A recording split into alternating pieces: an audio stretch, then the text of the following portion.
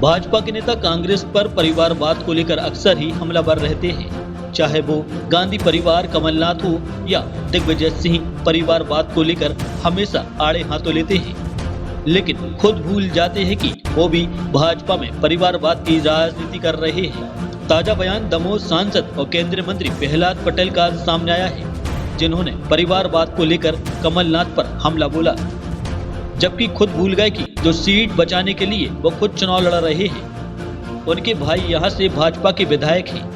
छिंदवाड़ा में चुनाव प्रचार करने पहुंचे नरसिंहपुर विधानसभा के प्रत्याशी और दमोह सांसद केंद्रीय मंत्री प्रहलाद पटेल ने कमलनाथ पर जुबानी हमला करते हुए बड़ा तंज कसा है।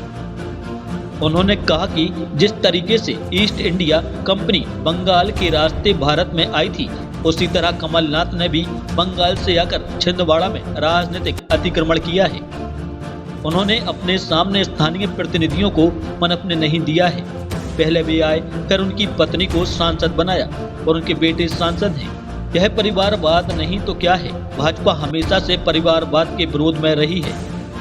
प्रहलाद सिंह पटेल ने कहा कि कमलनाथ को वे थका हुआ नेता मानते हैं। हालांकि अब उनकी उम्र के हिसाब से वे ज्यादा मेहनत तो नहीं कर सकते, लेकिन उनका बेटा युवा सांसद है। उन्होंने कहा कि वे चुनौती देते हैं कि वह एक दिन भी अगर आम आदमी की जिंदगी की तरह जीवन जी लें तो उन्हें नेता मान लिया जाएगा।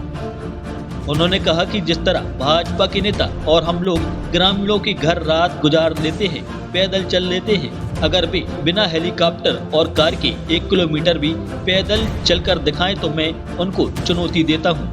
जो व्यक्ति आम आदमी की जिंदगी नहीं जी सकता, वह आम आदमियों की परेशानी कैसे समझ सकेगा? ये डायनेस्टी है और ये परिवारवाद। ईस्ट इंडिया कंपनी भी कलकत्ता की तरफ से आई थी। मैं कमलनाथ और उनके बेटे को यहाँ का अतिक्रमणकारी मानता हूँ और घोषित करता हूँ, और मैं मानता हूँ कि उसके कारण यहाँ जो स्थानीय नेतृत्व है उसको समाप्त करने का काम कमलनाथ ने किया है और उनके पुत्र वही कर रहे हैं। और हम परिवारवाद के विरोधी हैं, तुष्टीकरण के विरोधी हैं। कांग्रेस का ये चरित्र है और इसलिए मुझे लगता है कि मैंने उनको ये नकली हिंदू भी कहा है। वो छिंदवाड़ा के भीतर हिंदू हैं और छिंदवाड़ा के बाहर वो हिंदू की बात नहीं करते, ना उनके नेता करते हैं, ना वो करते हैं।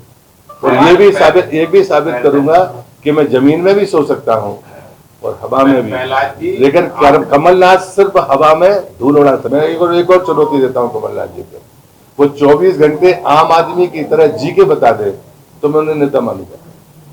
अगर वो ना कर पाए उम्र के कारण तो अपनी औलाद से कहते हैं वो 24 घंटे जैसे मैं सो के आ गया, ऐसे 24 घंटे समय काट दे। रहा सवाल, इसलिए मैं कह रहा हूँ मैं जमीन में भी सो सकता हूँ, धूल भी खा सकता हूँ और बुलेट पे भी चल सकता हूँ और हेलीकॉप्टर में भी जा सकता हूँ। लेकिन कांग्रेस को समाप्त करने, उनको पराजय के लिए जरूरी है कि हम सबका आशीर्वाद करें, ये अपेक्षा करें।